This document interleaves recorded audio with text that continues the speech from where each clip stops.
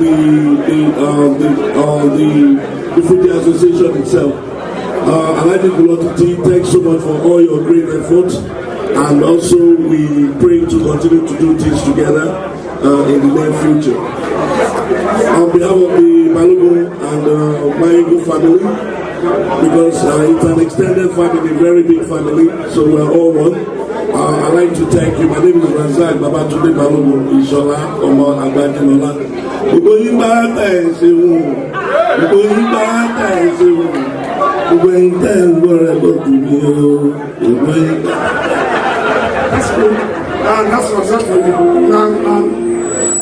Àwọn tí a lè pè ní olùdásílẹ̀ Fuji, tá a bá ń sọ̀rọ̀ Fuji, àwọn orúkọ àwọn mẹ́ta kan wà eléyìí tí ó hàn dáadáa nínú ìtàn Fuji àti ti olùdásílẹ̀ Fuji. Ṣẹ́rí tá a bá ń sọ̀rọ̀ nípa àwọn olùdásílẹ̀ Fuji, a lè gbàgbé ìyẹn Dr. Sikiru Ayinde Barrister àti Kollington nílé tí wọ́n ti kọ Fuji dáadáa kó tó dìgbà wípé nínú ìtàn ẹni tí orúkọ rẹ̀ tún hàn dáadáa ìyẹn la lè sọ nípa Wasiu Ayinde Kwamwan. Ẹ wá jẹ́ kí n máa sọ̀rọ̀ nípa àwọn nǹkan tí èmi mú wáyìí. Mo fẹ́ jẹ́ ká farabalẹ̀ dáadáa. Màá mú àwọn fídíò kan wá eléyìí tí a lè fi mọ̀ wípé tá a bá ń sọ̀rọ̀ nípa olùdásílẹ̀ Fuji, àwọn òun ni wọ́n gbà wípé Fuji làwọn ń kọ lótìítọ́ àti lódodo. Dr. Sikiru Ayinde Barrister òun ni wọ́n kọ́kọ́ ṣe àwo eléyìí tí a lè fi tọ́ka wípé Fuji, orin Fuji. Lẹ́yìn náà la tún lè gbà wípé General Kollington wọ́n kọ orin Fuji, ṣùgbọ́n àwọn tí wọ́n jẹ́ olólùfẹ́ wọn yàtọ̀ ọ̀tọ̀. Ìdí rèé tó fi ń dàbẹ̀ ní wípé àwọn kan ò gbà nípa tí wọ́n bá ń sọ̀rọ̀ wípé àwọn olùdásílẹ̀ Fuji. Ẹ̀yin tèmi níbikíbi tẹ́ tí ń wò mẹ́, ẹ wá jẹ́ ká farabalẹ̀. Màá mú fídíò ibi tí General Kollington tí wọ́n ti sọ̀rọ̀ nípa Dr. Sikiru Ayinde Barrister àti àwọn nǹkan kan nípa àṣírí eléyìí tí a lè fi kọ́ nǹkan kan sílẹ̀ nípa Fuji. Àwọn àṣírí kan wà nípa ohun tí a lè sọ̀rọ̀ nípa Fuji.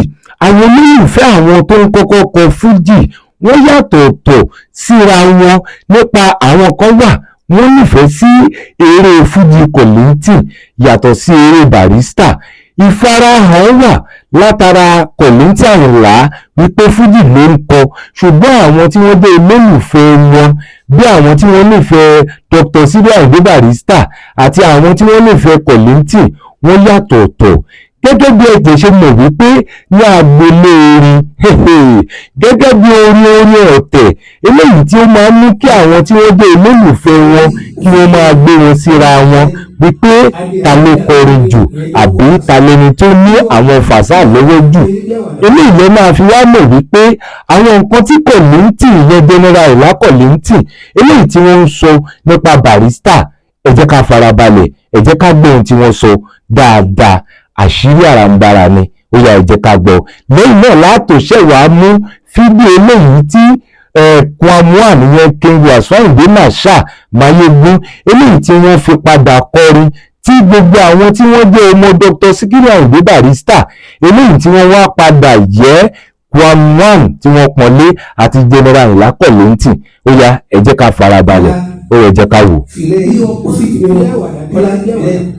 Ade àdìsí àti wọn bẹ ẹjọ́ wò àtàbí òkúta bí ọgbọ́n bí àwàdà bí orí bí àwàdà ó náà ṣèjọ ìlànà ọdún mi ní àbí òkúta ìwọ̀n Kollington kò tí ì sí ẹnìkan kan ojú rẹ̀ nínú ọdún Kollington ọ̀dọ̀ mi ló dé sí oníkóhùn wá fún mi sí ojú ọdún ó dé ẹ̀ka láì dé sí ṣe ó pọ̀ oníkóhùn wá fún mi ní àpò tójú orí lọ́wọ́ sójà ilẹ̀ ó dé ẹ̀ka láì ó ṣe ó pọ̀. À ń pèké sójà ilẹ̀ social media máa ló lọ sí ìpolí yẹn. Ìwà ń lọ sí ìgbà tó dẹ̀ dẹ́kọ̀ à ń pèké kìnìún ní social Barrister kó tó ṣe sójà. Ìwà ń lọ sí Nigerian Army Signal lápapá ó pẹ́ kó tó lọ síbẹ̀ kó tó ṣe sójà yẹn lọ. Wọ́n wá ìṣòro ló bá dé torí ó pẹ́ kó tó wá gbà méjì. Ọdún mélòó la máa gbà ní àbájọ ní kọ́lá oní kí ló máa tó wá ṣe 18.5 gbà ìdá ojú mi lọ. Ọdún mélòó la máa gbà dà kí ló máa tó wá ṣe ní ìdá ojú mi lọ. Ọgbọ́n orí mi o òtún kan tó wí yẹn ó ní kí n jẹ́ ká padà sí ìlú wọn ká máa bọ̀ yọ padà jẹ́ ká pẹ́ nígbà síkírù jẹ́ síkírù tí o ti ní sójà tó kọrin rí wọn ní á jẹ́ ká pẹ́ nígbà lúwù tó jẹ́ pé. ókè ogun rẹ̀ ọ̀sáré ẹni bá wọ ẹ̀kọ́ kọ́lórí ẹni bá wọ ẹ̀kọ́ kọ́lórí ẹni tí ó bá lè wẹ̀ o ẹbí alábẹ̀yà bọ́ ọjọ́ sí tó jẹ́ tó bá kọ́lórí o látẹ̀kù tí ẹ lẹ́fọ̀ o níjò làwọn pé yàn o léwu ẹni tí ó bá lè wẹ̀ bí irú wọn kó má ṣe bọ́ sómi àgbègbè bẹ́yọ̀ ọmọdé o àgbègbè bẹ́yọ̀ ọmọdé o ẹgbẹ́ ojú àgbàmì ìlàjẹ́ sílẹ̀ bàlábẹ̀ bàlábẹ̀ olómìnir olómìnir àwọn odò kéékèèké àtọ̀sálẹ̀ wẹ̀wẹ̀ àwọn odò kéékèèké àtọ̀sálẹ̀ wẹ̀wẹ̀ máyégún àwọn odò òkú etílé lọkọ̀ onífà tó lè lọ tó pàṣẹ ìtàlábà lóko ni àwọn fẹsẹ̀ sọ́lá tó náà lò wọ̀ ìwọ́ àwọn ló láyà láti lóko àgbàrin nínú gbogbo tọmọ kàmí àgbà tó náà lò wọ̀ ìwọ́. Àìní ẹgbẹ́ náà kò lè ṣe kó wá ṣe nílé. Ìyẹn làwọn bí wọ́n ṣe Wasiu Ayinde. Ó ṣíwájú lágbára láwọn ọba. Tọdún tó bá a gbà jù rẹ̀ lọ. Eléyìí la fi ṣí first page. Ìjọba ọ̀rẹ́ ìyárábọ̀bí. Ọdún báyọ̀ lọ́wọ́ Wasiu Ayinde.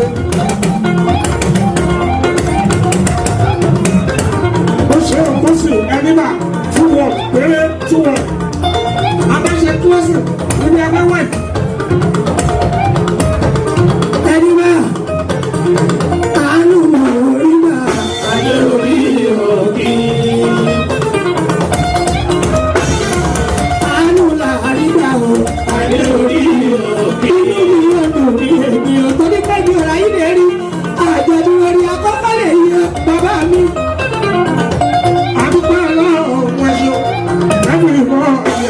Ọgbọ́n journalist friend ẹ̀kọ́ ẹ̀dúró ti àdúpẹ́dúpẹ́. Ẹjọ́ nílé bá aláwa ṣe Àyìndé ní ìbọn ọ̀la ọmọ. Torí Síkírù Àyìndé bá ní sàrà Adéyẹmí káàmì. Akẹ́jọ́ ọ̀la mi parí. Àlàsó òwe sàrà àlẹ́ orí òkè. Ọmọdé àlàáfíà àlẹ́ orí òkè. Professor Jẹ́lẹ̀ lọ́jọ́ ẹgbẹ́ ẹ̀kọ́ ìdúrótì. Ọdún mẹ́rin ọlọ́run àdé orí àdé. Ọdún mẹ́rin ọlọ́run ojú àdé. Ẹ̀kọ́ ìdúrótì. Ọdún mẹ́rin ọlọ́run ojú àdé. Òun àti Bísí Kíru ojú àdé. Ọdún mẹ́rin ọlọ́run àdé orí òkè. Ṣẹ̀sọ́ mọ̀ wáyé láíláí. Ọdún mẹ́rin ọlọ́run àdé orí òkè. Ìfúnṣọ́lá onígbẹ́ ọdún mẹ́rin ọlọ́run àdé orí òkè. Ọmọ báyọ̀ ọmọ ọlọ́ níjàmbú ẹ̀dẹ́ lọ́wọ́ Fuji ọ̀gbà tó sì ọmọ àṣàbà ọdún mẹ́rin ọlọ́run àdé orí òkè. Ọmọ ilé ẹ̀kọ́ àtúntì ló bá yí bẹ́ẹ̀ lọ́wọ́ ní eléyìí. Ọdún mẹ́rin ọlọ́run àdé orí òkè.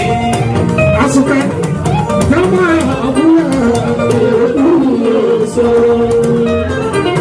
Jẹ́kọ̀ọ́ àbúrò èkúrúsọ. Àwọn ayábájá lọ́la ní pépà ìsà èkúrúsọ.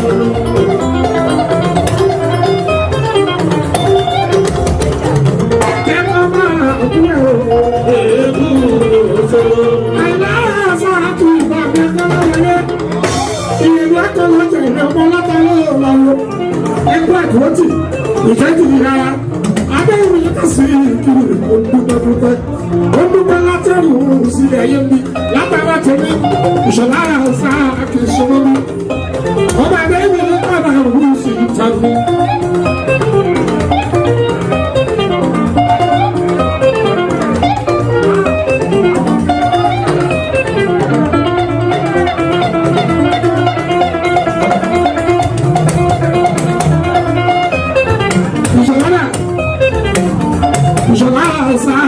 Agbájẹ́lọ́lá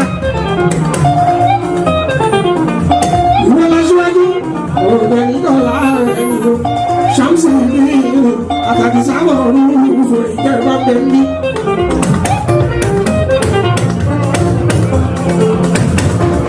Ẹkú ẹ̀rí ìrẹ̀tọ̀ni èyí ọ̀bẹ̀rẹ̀ yìí lápára lọ́kùn ọba onígbà ń kú sọ̀rọ̀ àmì ìṣọ̀lá àdé ìṣọ̀lá àdé. Sulemana olówó ni Sule Maito Adisada Ọlásùnkànmí Adisamo Olúfù Lásùnkànmí Ṣáàsì nígbà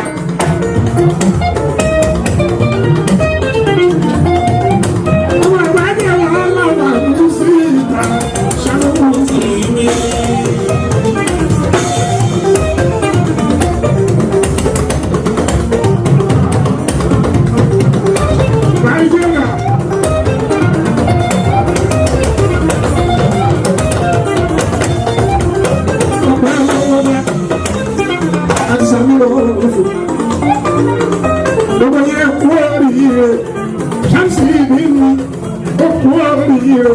Ere wa láìwo adúgbò ọlọ́wọ́ bá yìnbọn gbogbo ayé bá wà wá. Ìṣọ́lá.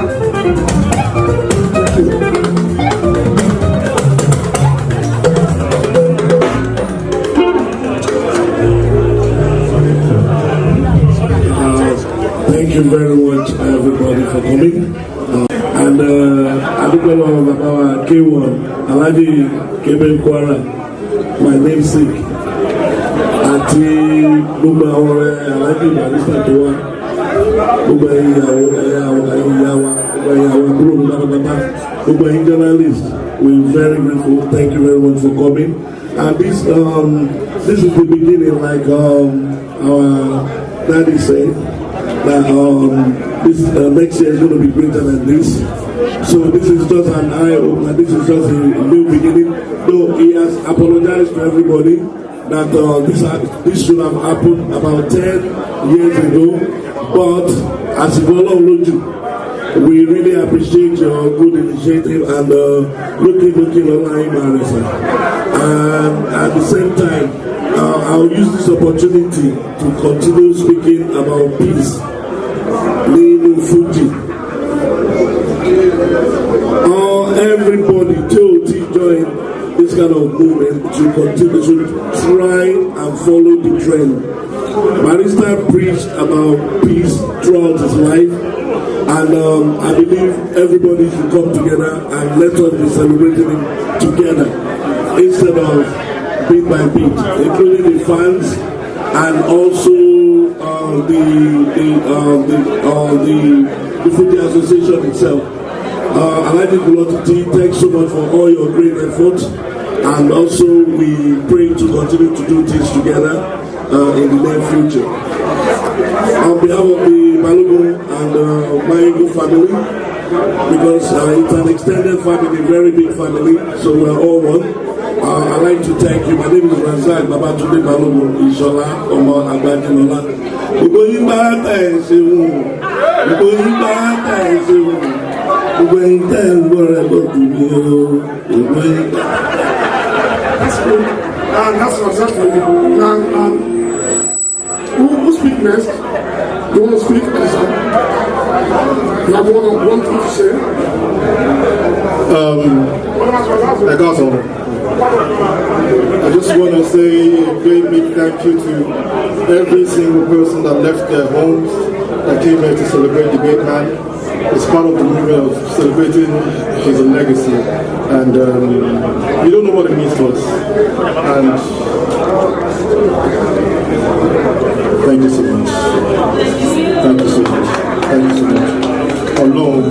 ọlọ́jọ́ yìí.